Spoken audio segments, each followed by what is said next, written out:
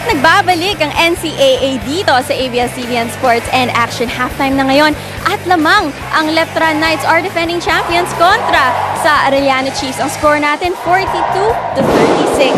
Ngayon, Throwback Thursday. Let's take this moment to see old baby pictures from your favorite basketball players.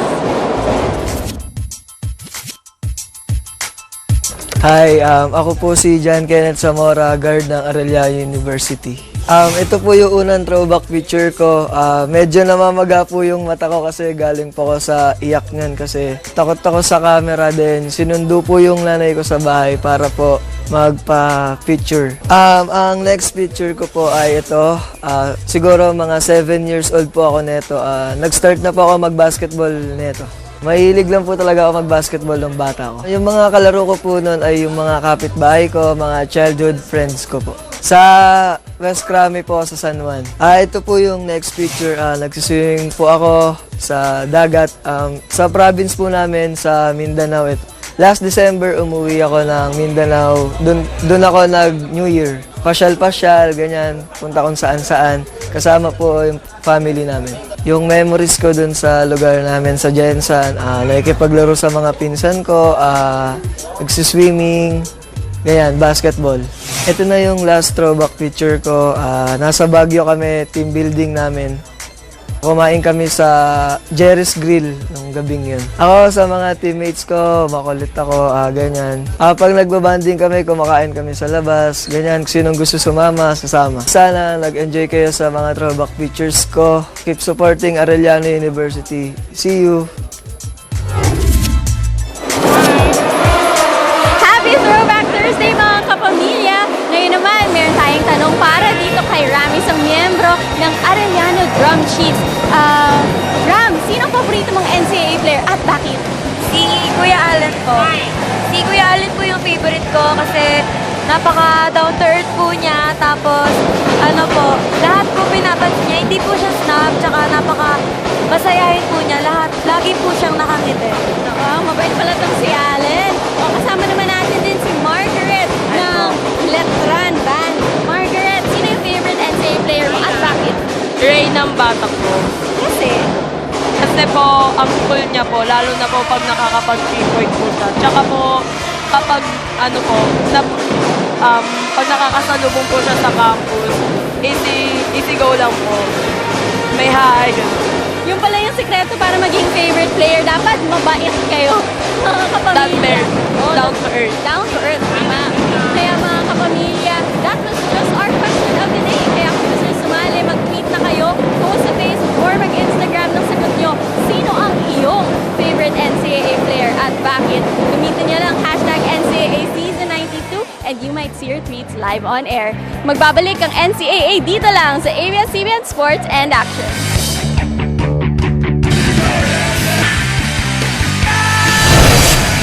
Kami po ay nagbabalik dito sa loob ng Phil-Oil Flying V Center sa lungsod ng San Juan para sa pagpapatuloy ng NCAA Season 92. In our first game, Perpetual won against San Sebastian 76-61. Mr. Brightside, Bright Aquati scored 20 points and grabbed 20 rebounds. Sa ating pangalawang laro naman, Letran kontra Arellano. Lamang po ang Knights and defending champions Colegio de San Juan de Letran ng 6-42-36. Magandang hapon po muli, Andre Felix, kasama si Coach Olsen Rara Racela. Coach, Arellano had some problems in the first half. Lumamang ng 9 points ang Letran pero naibaba nila ng bahagya sa 6 itong kalamangan ng Letran at the half. Yes, Letran actually did it in defense. Itong Arellano scored 99 points in their last game against San Sebastian. But ngayon, only 36 points at the half. So maganda yung dinidepensa ng Letran. But of course, Letran led by Ray ng Batak doing it also on the offensive end. That's right. You mentioned Arellano in the last game against San Sebastian, Arellano scored 99 points, 46 in the first half. Dito, 36 points pa lamang at makikita nga natin na lamang ang Letran in almost all the categories. Yes, lalo na sa starter points. 29 points para sa Letran at 22 lamang dito sa Arellano. 12 turnovers, although para dito sa Letran. Itong Arellano actually giving itong Letran a dose of their own medicine. Scoring 15 points off turnovers. Pero kaya dumidikit itong Arellano. But like we said, doing a good job ang Arellano, especially on the offensive glass, getting to offensive rebounds. Ang problema nga lang, hindi nila nako-convert yung offensive rebounds nila into points. Offensive rebounding nga, 5 para sa Letran at 9 naman para sa Arellano. Tingnan natin ang ating mga leading scorers. It's the Stingray versus the bus driver. Nambatak versus Halalon. 12 para kay Nambatak. 9 naman para kay Giovanni Halalon. At Galanza and Enriquez scoring 7 points for their respective squads. McJurluib may 50 puntos. Brian Meca may 4 naman para sa Arellano University. Oo, ang hindi pa natin nakikita dyan sa hanay ng Arellano ay si Kent Salado. Hindi pa masyadong pumupuntos itong si Kent Salado dito sa larong ito. In her last game, Kent Salado scored 17 points in almost 23 minutes of play. But Kent Salado today still doesn't have any points to his name in 9 minutes played, 0 of 4 from the field. Once again, maraming salamat sa inyong pagtutok dito sa NCAA Season 92. Sa ating mga kapamilyang nanonood sa live streaming via tfc.tv at sports.abs-cbn/livestream/NCAA at sa ating mga kapamilya sa buong mundo via the Filipino channel. Third quarter is underway. Good afternoon also to Direct Arnel Lacobe. Nanonood sa atin at lahat ng mga nanonood. Ralph Gamboa, ang daming nanonood. Nakatutok ngayon sa napakagandang laro ngayong hapon. Ito si Coach Jerry Cotiniera, hindi nagustuhan yung kanilang first half. Right now, pinagsabay na niya. Ito si Giovanni Halalon at si Ken Salado ngayon sa panimula ng ating third quarter. At sa panimula nga ng ating third quarter, na-foul kaagad si Halalon, kaya nga pupunta siya sa linya. JP Calvo ang napituhan ng kanyang pangalawang personal foul. Good move by Giovanni. He is at the line. Playing his final year with the Arellano University Chiefs. At ang tanong nga ng karamihan ay magpapadraft na nga ba siya sa Pro League? Kung magpa-draft na nga siya ngayon, dami ng gustong teams na kumuha dito kay Giovanni. Pero sa pagkakalam ko, meron pang 1 taon yan, Dre, next year. Fourth year, that's right. If he decides to come back. Thank you for correcting me on that, Coach Olsen. 4th playing year ni Giovanni, which he can opt to come back next year. Pero sabi nga ng iba, mag-focus siya sa maglalaro sa national team. As we take a look at Jeric Balanza being fouled by John C. Holtz. That's why Balanza is at the line. He misses yung kanyang unang free throw doon. Mr. JP Mana, nag-enjoy din sa ating laro ngayong hapon. Balanza splits his charities with 8 points today. That pass, hinabol ni Halalon. He had to save it, but passes it to the wrong man. Ito si Nambatak, umaatake si Ray. The kick out to Calvo, the spot up 3. Wala, nakuha ni Nambatak ang offensive rebound. Ilalabas niya ang bola, nakita niya malalaki ang mga mama sa loob. Nakita mo yun, Dre, 2 letranista pa ang kumuha ng offensive rebound doon. Wala ka nakitang blue shirt sa ilalim. Another offensive rebound by Letran. But Ambohot overshoots his mark. Tumatakbo si Giovanni Halalon. He doesn't have no numbers, pero tumuloy-tuloy si Halalon. No go, and the ball goes back to Colegio de San Juan de Letran. 2 offensive possessions, wala nakuha ang Arellano doon. Pero again, sinabi natin na Letran doing it on the defensive end. In the last game, binanggit mo yung 17 points si Salado. Halalon also had 31 points. So a total of 48 points para dito sa dalawang player na to in their last game. So far, in today's game, 10 lamang combined dito sa dalawang ito. Gaya mo ng 12. Oo, napakahirap yung tira ni Giovanni Halalon. Kailangan niyang ibit-bit yung bola kontra sa depensa ni Aprico. That would credit the pass also from John C. Holtz. Nambatak forces his way, pero to no avail. Salado against a taller and longer Balanza. Ibibigay kay Halalon with 16 on their shot clock. Halalon the spin. Nice look at the last second to Brian Meca. Maganda rin yung ginawa ni Meca doon at cutting underneath and looking for that opportunity. Hindi lang lamang niya hinayaan ni si Giovanni Halalon na umut-score doon. Maganda yung cut ni Meca. Kung makikita niyo sa ilalim, biglang sumulpot si Meca sa ilalim for that 2 points. Yun ang kayang gawin talaga ni Giovanni Halalon. Kaya niyang pumasa at the last second and also his ability to score when needed. 11-5, lamang ang Arellano U sa assist department ng 6. Holtz, ilalabas muna kay Salado. Salado, inatake si ng Batak, tumigil sa dribble, ibibigay kay Mecca, sabi, bigay muna natin kay Giovanni Halalon. It's an ISO against Calvo. Halalon fires away. Ilista mo na para kay Giovanni Halalon. Si Giovanni Halalon taking over. He has been responsible in all of Arellano's points so far dito sa third quarter. Kaya lamang na sila ngayon, 44 to 43. Kung hindi man pumupuntos yung Halalon, pumapasa at uma-assist. Tingnan natin ang 3-point field goal story as Calvo misses from beyond the arc there. 4 of 9 for Letran, 3 of 9 for the Chiefs. Lamang ng isa. Halalon, napakalayo. Galing pang Legarda. Mintes nakuha ni Mecca ang offensive rebound. And Arellano is now up by 3, 46 to 43. And kung ikaw si Coach Jericho Dinera, ganitong klaseng start ang hinahanap mo to start a third quarter. You were down early, we were down at the end of the first half, but right now, lamang ka na ng 3 with 6 minutes and 47 seconds left dito sa third quarter. Ray ng Batak scoring his first 2 points here in the third quarter. The second half, he had 12 in the first. Calvo, ganda naman ang galaw ni JP Calvo para makuha ulit ng Letran ng kalamangan, 47-46. Si Deontay Holtz, not a wise decision. 2 beses na niyang tinapon yung bola doon. At this defensive end, hindi niya challenge ang tira ni Calvo. Pero ito, makakapunta yata ito si Deontay Holtz sa free throw line. There's a good matchup sa pagitan ni ng Batak and Halalon and ng Batak. Ganda ng galaw, bumitin pa sa ere. Ang taong tinatawag natin Kapagi o Stingray na si Ray ng Batak. Holtz is at the line. Just has 2 points. Mintes ang unang free throw ni Deontay Holtz. Holtz had 16 points in 18 minutes in their last game against San Sebastian. That was held last July 1. Si Coach Jeff Napa, seeing na nagkakaproblema sila in the offensive end, pinasok na rin ito si Bong Quinto para makatulong sa kanyang koponan. Libreng-libre si Bong Quinto. Nakakapasok lamang at yes para sa tres mula kay Bong Quinto. Pangalawang 3 puntos na yan ni Quinto ngayon. He has a total of 8 points. Right on cue. Hitting a 3-pointer from the corner ito si Quinto. Cadavis. And Arellano running that triangle offense. Cadavis against Aprico. Good ball away from Julius Cadavis.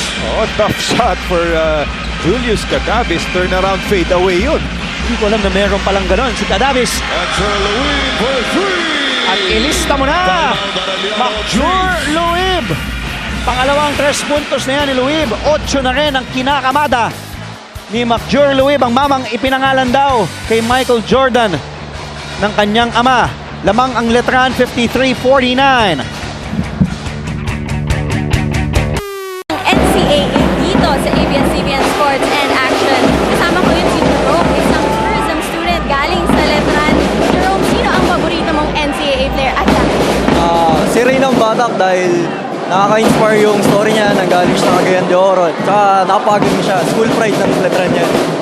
Ako, kita ko nga kanina, every time makatira si Ray, sabi mo, ano mas masarap, cheering for Letran nung underdogs kayo last year o ngayon na defending champions kayo?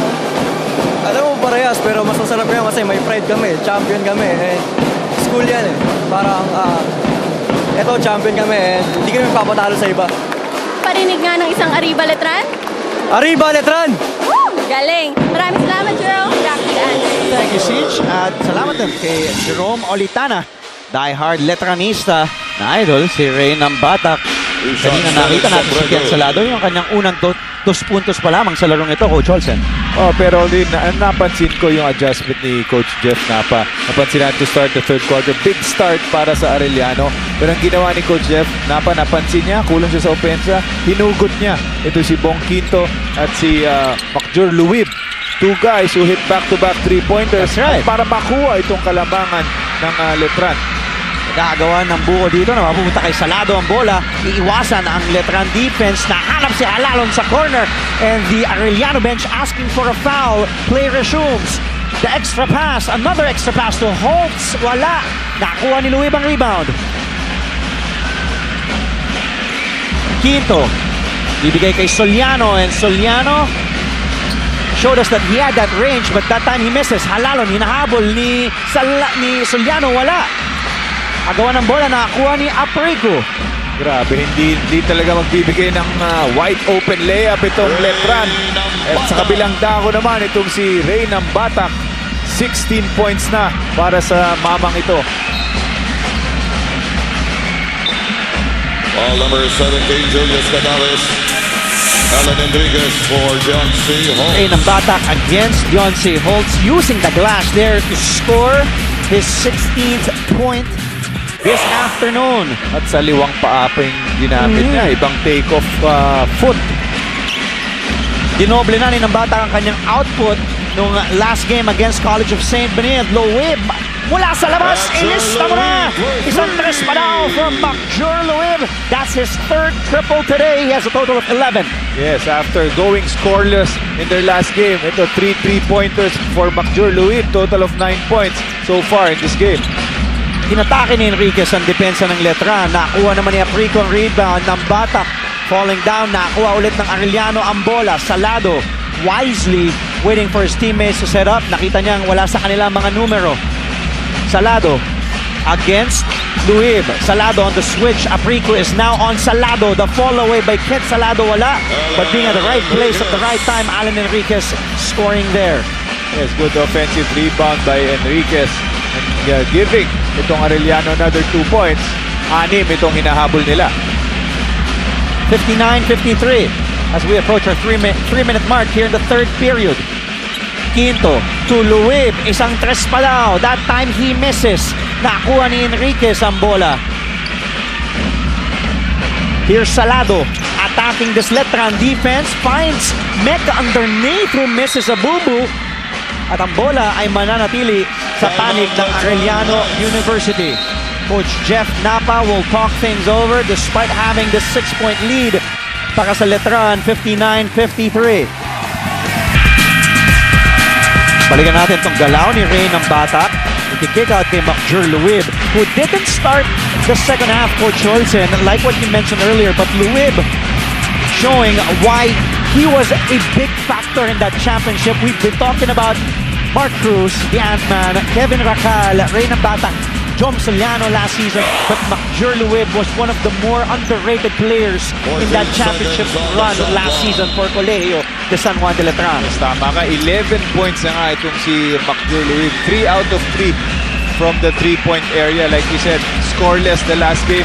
At alam niya kung gaano siya ka-importante sa team na to. At lalo na, in a big game like this, you are against Arellano Chiefs that many feel one of the contenders dito sa season 92. So linabas talaga ni Macjur Luib ang kanyang laro dito sa against Arellano. Ibang shots for Gio Ambohot. Ambohot is at the line. 1 point pa lamang si Ambohot.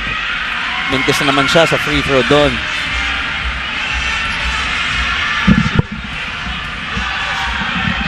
Tinawagan ng pangalawang personal foul si Alan Enriquez. At nasa penalty na nga itong Arellano University. Letran just giving out 2 team fouls here in the third quarter.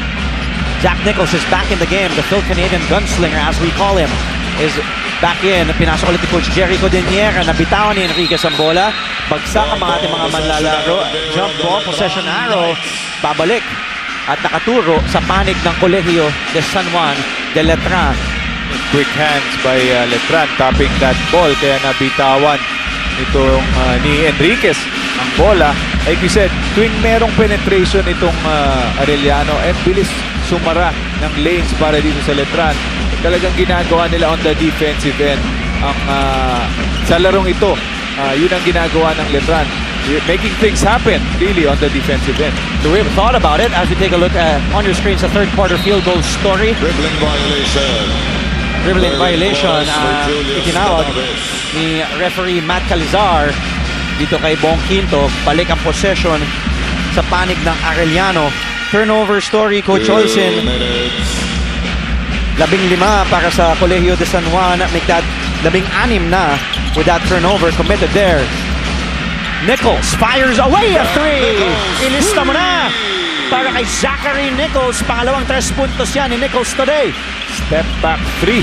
Si Nichols, who is really a known shooter para dito sa Arellano Chiefs. Na iniidolo si Klay Thompson. And on that 3-pointer, pinakita niya kung bakit na iniidolo si Klay Thompson. Hiningi niya ulit ang bola kay Giovanni Halalon against Calvo. And that pick set by Enriquez, it will be an illegal pick, an offensive foul called by That's the referee ball, Anthony number Roque. 13, Alan Enriquez. Ray number Na kinukontest si Coach Jerry Luis. Godinera. Sabi nakatayo na lamang daw doon. Si Enriquez, let's take a look again at that step back triple by Zachary Nichols. Pero going to that offensive, that illegal pick by Enriquez, minsan kasi kasalanan din ng, hindi alam ni Calvo nandun yung pick. So minsan nagugulat na lang yung referee. Dahil rin sa arte ni Calvo, minsan nakakatulong yon. Calvo nagmintis doon. Apriko nabitawan ng bola. Nakakuha ulit ni Alan Enriquez and the Arellano Chiefs. Halalon umaarangkada to Gumaro for 3. Tinamaan ang gilid ng backboard. Nakuha ni Nichols.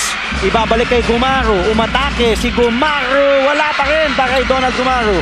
Enriquez trying to secure the ball. He does to Nichols. The step back again. Same spot. Wow! Para sa 3. Mula kay Zachary Nichols. Same spot. Third triple. 9 points for the Phil Canadian gunslinger. Hirap na hirap sila sa kanilang mga layup. Ang dami lang mintes. Ang solusyon pala is step back 3 galing kay Nichols. Nambatak will try to answer back. Lamang pa rin ng isa ang Letran. 60-59 na pwedeng kunin ng Arellano. Nice bounce pass by Halalon to Donald Gumaro to take the lead back.